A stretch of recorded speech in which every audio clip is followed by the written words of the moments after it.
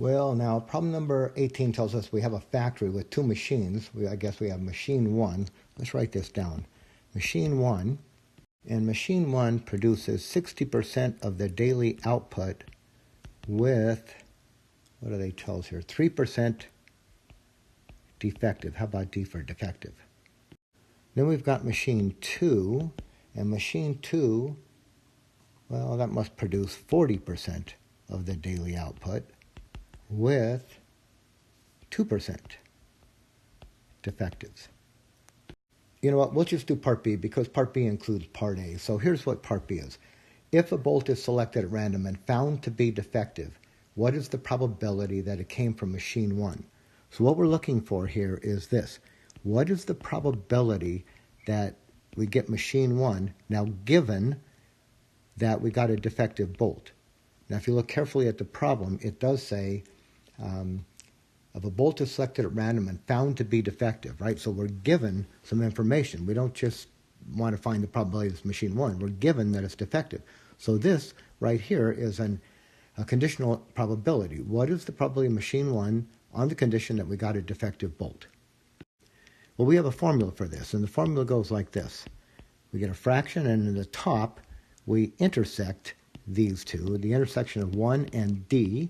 So we'll get 1 and D, and in the denominator, we get the probability of what's given, and in this case, it's a defective bolt.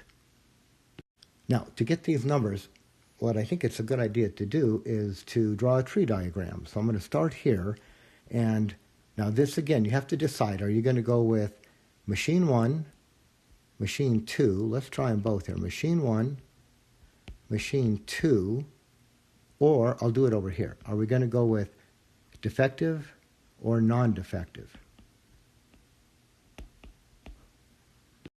Now, if we decided to go here with defective, non-defective, what number are we going to put here? See, that's the thing, is that we don't know. What number do we put defective? Well, defective, see, those could come from machine 1, or defectives could come from machine 2. And just like what we just said there, defectives could come from machine 1. That means I want defectives here on machine 1, defectives here on machine 2. So because I don't know what number to put here, I'm not going to use it. We'll go to the other part. So we're not going to need this one. Let's erase that. And let's come over here with this tree. And what we know is, I just kind of erased that. Okay, if it's machine 1, there's two things that could happen. We could get a defective. We could get produced a non-defective. Now, machine 1 produces 3% defective. So this would be 0.3. This must be 0.97. And right here, the probability of getting machine 1, well, machine 1 produces 60% of the output. So that's got to be a 0.60. Machine 2, 40%. Remember, these have to add up to 100. Now, if it's machine 2, we could get defectives or non-defectives, and machine 2 produces 2% defective. So given it's machine 2, right? Given machine 2, the probability of being defective is 0.02, non-defective must be 0.98. Now, using our formula here, I'm going to go up here and write it up here. How can we get these numbers right here? How can we get 1 and D? Well, 1 and D, just follow the branches. 1 and D. That's a multiplication. 1 and D. So we're going to get, see if I can write it here, 0.60 times 0.03. And then our denominator, this is going to be all the ways that we can get a defective. And the ways that we can get a defective are here. Let's mark that one. We can get a defective here, or we can get a defective down here, right? Machine 2 and defective. So let's mark that one. So let's run through these. How do we get to this point right here? That's this branch and this branch. So that's going to be the 0.60 times 0.03, or plus, right? Or down here, 0.40 and 0.02. So 0.40 and 0.02. Now, every time you do these problems, these tree diagrams, the top will match one of these terms down in the bottom. That is always going to happen. It just happens to match the first one this time. But they don't cancel, right? Because this is the plus and we don't cancel through plus signs.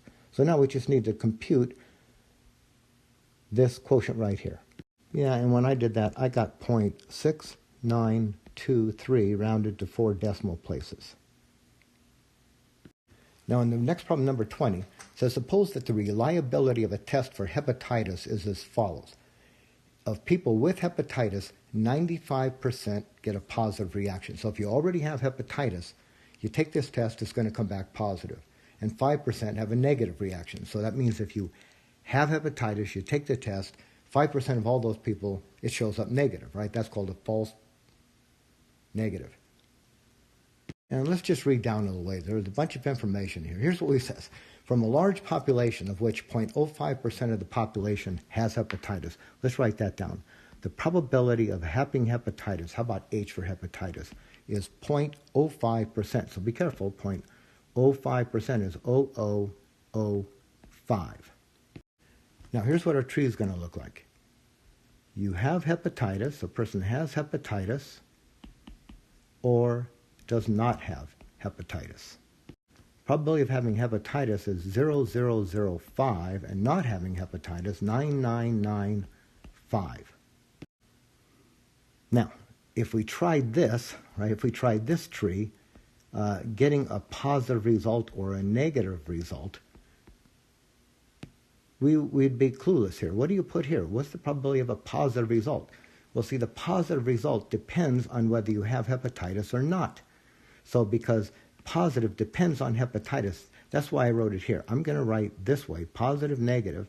Positive, negative depends on something that came before. So this tree just doesn't work for us. We don't know what number to put here.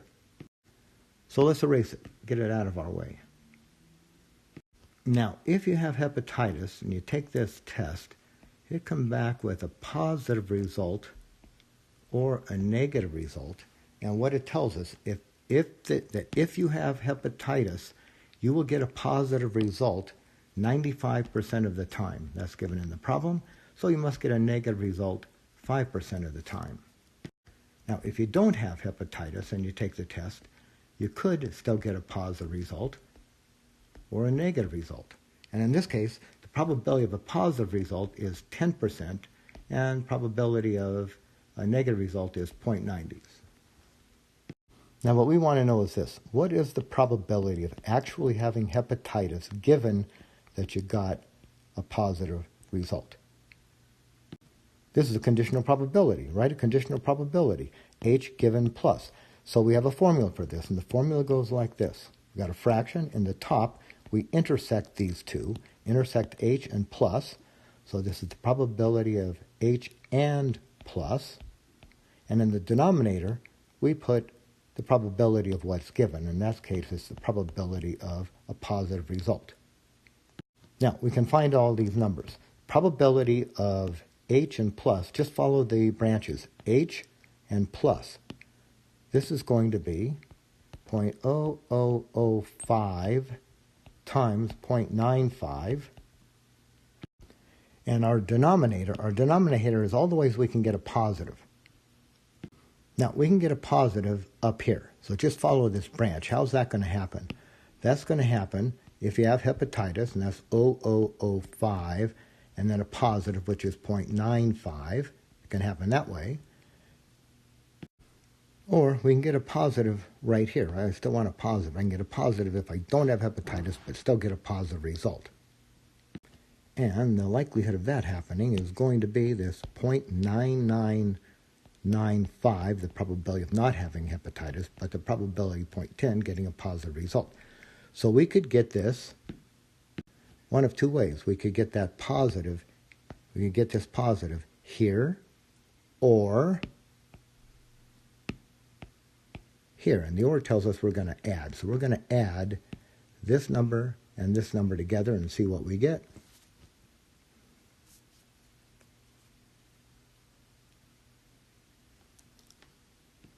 So when I multiply those together and I round to 4 decimal places, I'm coming up with let me write it here, 0.0047.